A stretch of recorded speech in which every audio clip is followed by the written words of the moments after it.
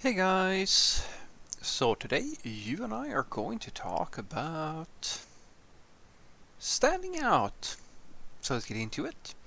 So the question in question was, hi Frederick, when discussing web development experiences with a potential employer, how do I stand out when it is extremely similar to what everyone else has done? In other words, boring crud. This is an easy one, my friend. So I want you to take a bit of a thought on why would doing the same thing that everybody else has been doing be boring to someone? Well, you see, you seem to have this idea that just because you do everything else the same way that everybody else is doing, like basically you're doing the standard stuff that I even go as far as to recommend as being the thing that, especially if you're a junior software developer, this is what you should be doing because this is what 99.9999 basically everybody does it. And so my I think that the thing I can tell you is that in circumstances like this, like if I take myself as an example, guys, some of the stuff that I've done in my career so far is not standard. It's not the same thing that everybody else is doing. It's quote unquote not the boring stuff, but a lot of it is the boring stuff. And most people who work in software development, when we're talking about web in this case, is doing some type of CRUD application. But the thing is, that doesn't have to be boring to people.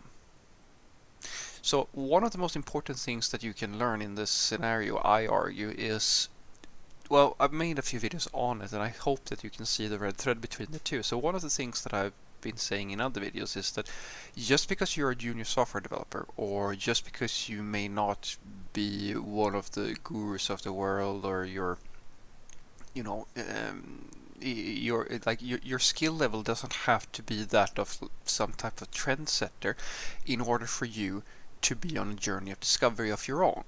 And what I argue is that one of the things that you can do in order to, for example, enhance your CVs and things like that is to, I'm not saying you have to do this, but like this little channel of mine, guys, that I make, it's just something I do for fun. It's something where I get to share a few of my thoughts around things that I've been doing for my career, throughout my career. I am completely aware of that there's 100 other channels that are bigger than me, or mine. There are people who are smarter than me, that are more informed about different areas, etc., etc. But the focus of this little channel, and it's the same thing with, Medium articles or bloggers or so forth, the focus is not to be something that necessarily is completely unique. The focus is to make something that resonates with you. You're basically just creating something, and just by doing that, you are providing some type of value. So to tie that back to this CRUD thing that you're talking about, in this case, it's presentation that is the thing that is going to matter to you, or rather matter to the employers. It's not what you present, it is how you present it that is going to make the difference here. So when I, for example, talk about CRUD applications in an interview and so forth, one of the things that I make sure that I try to communicate is my thought processes around what I'm doing. Like if you're saying that you're just making CRUD applications, and your explanation as to, like, when people are asking you about your work, if you are not engaged and you don't care and you have no fire, as I like to say, fire in your eyes when you talk about your topics and so forth, anything will be boring.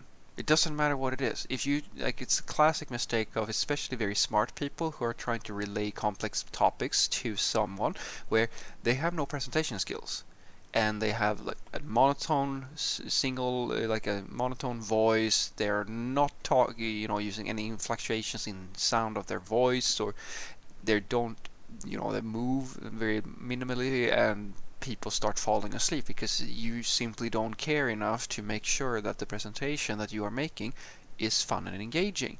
And any good presenter will be able to tell you that they can take any topic, regardless of how many people have had a talk on that topic before, and make it into something that is at least sort of interesting. because it's all down to how you present something. And so you can make presenting a boring old CRUD application into an interesting topic if you just know how to present it. That's what I'm talking about. And I'm not saying that you should go and learn how to present. I'm saying that the way that I speak, for example, if you take my videos as an example, maybe these are super boring to you, but I mean, most of the topics that I've been covering in a lot of these videos it's stuff that literally anybody, any senior software developer who has similar experiences or so forth will be able to tell you what I've told you. It's not unique in any way in terms of what I'm saying. The thing that I try to do, though, which is the real fundamental reason why I make these videos, is to try to relay that information in a way that makes sense to more and more people, and practice my ability to convey my thoughts in a way that engages other people. And you should do the same thing. It's one of those things I've said before, guys. When you have personal projects, if you have like side projects or things like that, a lot of people have this idea that just because you have a side project, that is a good thing. No, it's not. So I've talked to quite a lot of junior developers who do the thing that I tell you, don't do this. Don't sit and make a bunch of portfolio sites for no other reason than that it's a check mark that you have to check.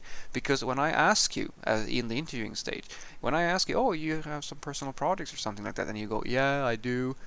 And then you answer by saying, oh yeah, I made a to-do app, I made like an API thing, and you have no, I can hear immediately this is not a hobby project for you. This is just something you did as like you most likely just did this as a thing to be able to put it on your CV. You haven't really learned anything.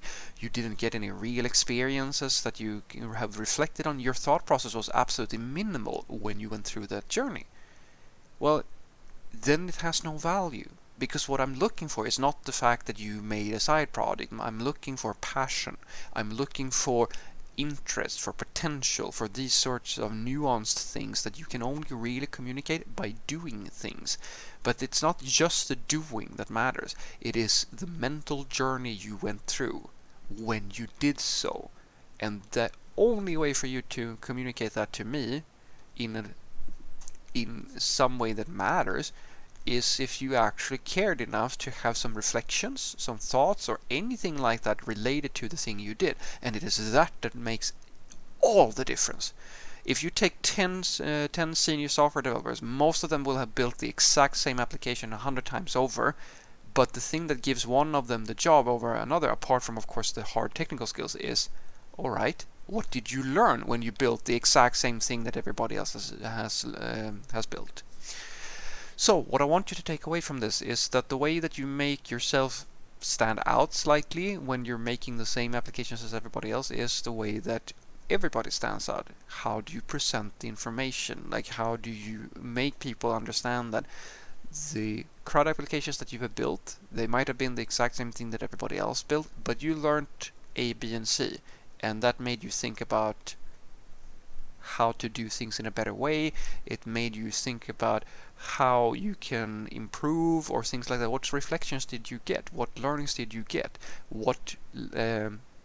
How do you communicate that you had something of value to bring from those learnings? Because as you said, or as you said yourself, if everybody's done the same thing, well, then it's kind of hard to stand out if you just had exactly the same, non well, it would be the same thing as everybody else has been doing, but the thing that makes you stand out is in essence just your ability to say, well, yeah, I made this application and that made me think about A, B, and C. I've tried out a few tools and then I had a few ideas about how I could improve upon it.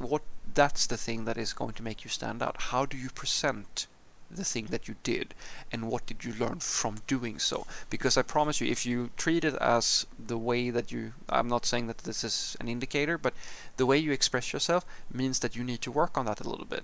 Maybe you are, unfortunately, one of those software developers who really just do the thing. As I said, you basically just check a box. Yeah, I did the thing.